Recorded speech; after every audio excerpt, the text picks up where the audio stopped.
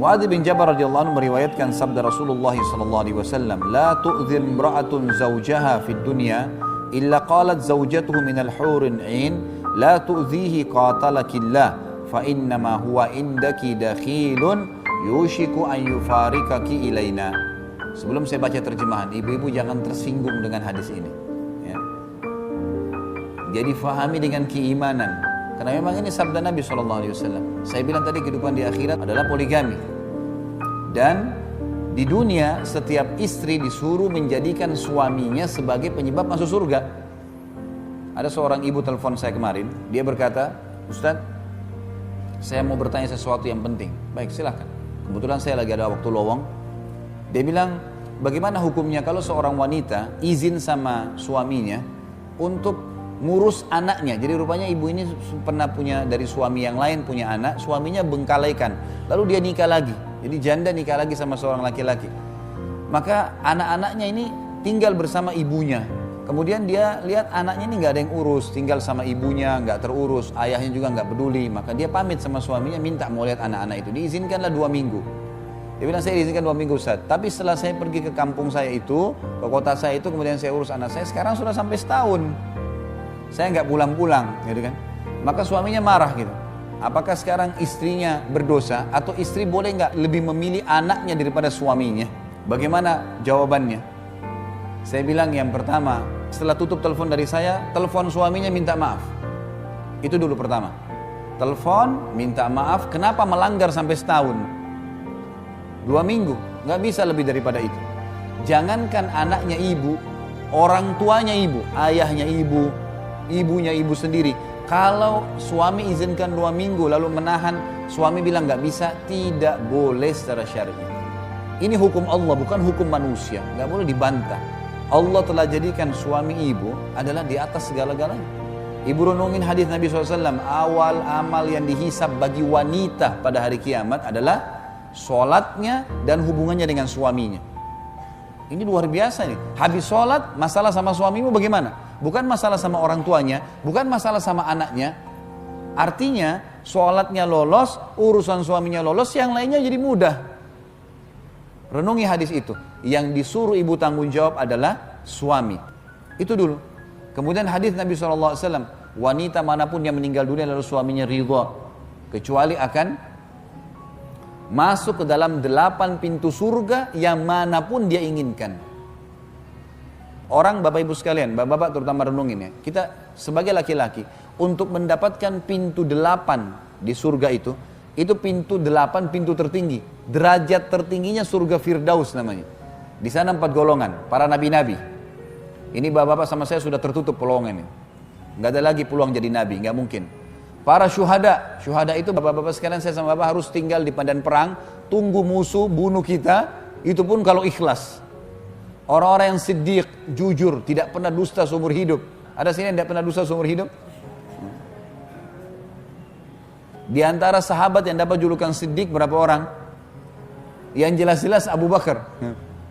Yang lain tidak ada julukannya nih. Dan orang-orang saleh ini setiap hari nangis, ibadah terus sama Allah. Duduk di masjid, baca Al-Quran, tidak ada dosanya. Ibu-ibu hanya mati suaminya ridho. Ridho itu merasa kehilangan, merasa sedih, istrinya selama ini layani dia, itu saja. Mati, masuk dari 8 pintu surga, boleh dia pilih pintu mana. Makanya syaitan selalu menjadikan masalah sama suami nih. Ya. Apa saja dibuat masalah, apa saja marah, apa saja tersinggung, gitu kan. Hati-hati syaitan masuk ke pintu-pintu yang kadang-kadang tidak perlu marah, tidak perlu cemburu, tidak perlu iri. Tapi masuk syaitan, karena merusak. Kenapa nggak kemas baik-baik suami menjadi manusia, menjadi penyebab saya masuk surga? Bukan karena dia, tapi karena Allah. Jangan berkeluh kesah terlalu banyak. Kalau suaminya zalim, doakan supaya kita menghabiskan umur kita pada hal yang positif, gitu kan? Pada hal yang baik. Itu yang kita maksudkan. Jadi saking besarnya pengaruh suami itu, ya, sampai nggak boleh keluar tanpa izinnya. Kalau meninggal dengan dia ridho masuk surga. Melayaninya, apa kata Nabi SAW? Wanita manapun yang menjaga 5 waktu sholatnya, nggak disebutin sholat sunnah. Azan, subuh, duhur, asar, maghrib, isya. Kalau ibu mengerjakan sunnah itu plus. Puasa Ramadan, nggak diikuti dengan puasa sunnahnya. Puasa sunnah berarti plus. hanya Ramadan, dan melayani dan mentaati suaminya pada hal yang ma'ruf, bukan pelanggaran agama. Temani saya, ayo ke ibu yuk, ayo ke ayah yuk, ayo ke sini yuk. Iya. Kecuali pada saat dia meninggal, dia pasti akan masuk surga. Dari 8 pintu surga dia bisa pilih yang mana dia mau masuk. Jadi fadilah yang sangat besar. Lalu untuk apa ibu-ibu membangkang nih? Untuk apa marah hanya karena lupa dibawain bunga kah, pesanan kah? Nah, tidak sempat ditemanin ke acara perkawinan lah. Itu sesuatu yang kecil, urusan dunia. Bagaimana orang ini ridho, Tuhan saya ridho. Seperti kasus orang tua kita. Orang tua kita mau marah-marah, ya, mau dia orangnya buruk akhlaknya, kita sebagai anak harus bagaimana? Bakti. Nggak dibalas keburukan dengan keburukan. Kenapa? Karena Allah yang perintahkan. Jangan balas kebodohan dengan kebodohan, keterpurukan akhlak dengan keterpurukan. Ini salah. Gitu kan? Orang tua kita bagaimana kita harus buat baik. Kenapa? Karena Allah yang memerintahkan dan Allah gantungkan pahala yang besar situ. Sama kasus rumah tangga. Tentu ini berlaku juga pada suami. Misalnya kata Nabi SAW, janganlah seorang suami yang mukmin, ya, membenci istrinya yang mukminah. Karena kalau dia tidak menyukai satu perilaku, dia masih bisa mendapatkan perilaku-perilaku yang lain yang baik. Artinya saling toleransi, saling memaafkan. Yang penting pelanggarannya bukan masalah nusyur, bukan masalah pembangkangan terhadap hukum Allah Subhanahu wa taala.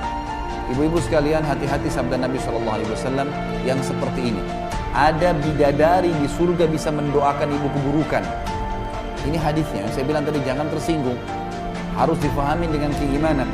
Kata Nabi SAW, tidaklah seorang wanita atau istri menyakiti suami di dunia.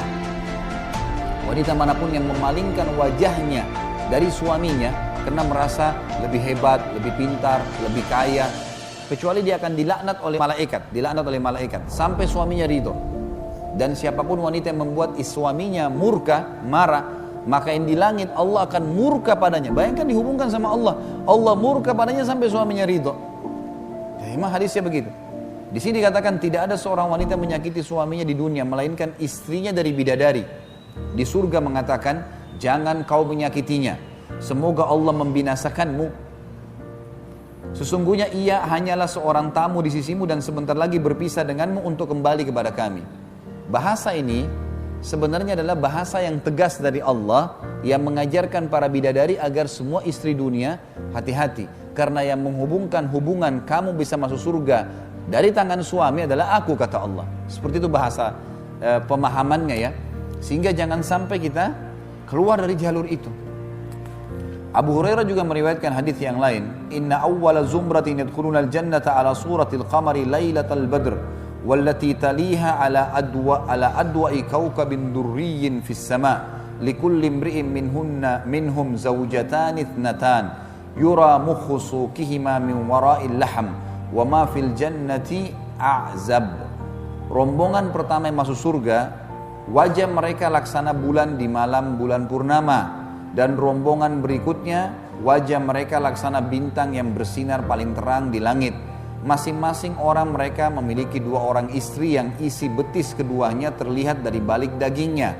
Di surga tidak ada orang yang hidup membujang. Hadis ini menjelaskan kepada kita tentang adanya pasangan hidup di dunia akan bersama di akhirat. Punya makna banyak pendapat ulama. Yang pertama yang dimaksud dia memiliki 2 orang istri adalah kalau seorang laki-laki memiliki memang poligami di dunia, maka akan bersama dengan dia di akhirat selama memang sama-sama beriman. Makna yang lain, kalau seseorang meninggal istrinya, kemudian dia menikah lagi, jadi kedua-dua istrinya masih belum cerai, maka akan bersamanya juga di surga. Ini makna yang lain. Makna yang lain juga kata ulama adalah yang dimaksud dengan memiliki 2 orang istri, kalau ada wanita dunia yang meninggal belum sempat menikah, gadis, ini semua akan menikah dengan ahli surga. Jadi tidak ada bujang lagi, tidak ada orang yang tidak ada pasangannya di surga. Maka dia akan dinikahkan dengan salah satu ahli surga dengan hikmah Allah. Ini salah satu pendapat. Kemudian pendapat yang lain dimaksud adalah istri di dunianya akan bersamanya dan bersama juga bidadari yang akan mendampinginya. Karena memang saya sudah pernah jelaskan Bapak Ibu sekalian, di surga sudah berbeda dunia. Di surga semuanya kehidupan poligami. Memang sudah hikmah Allah seperti itu. Dan sudah tidak ada urusan kayak dunia orang cemburuan, orang merasa persaingan, ini sudah tidak ada semua. Semua masalah penyakit hati, masalah cemburu buta, dendam, segala macam ini sudah tidak ada. Dan Allah memuliakan wanita dunia dengan menjadikannya pemimpin para wanita di surga. Ini yang dimaksud dengan makna tadi.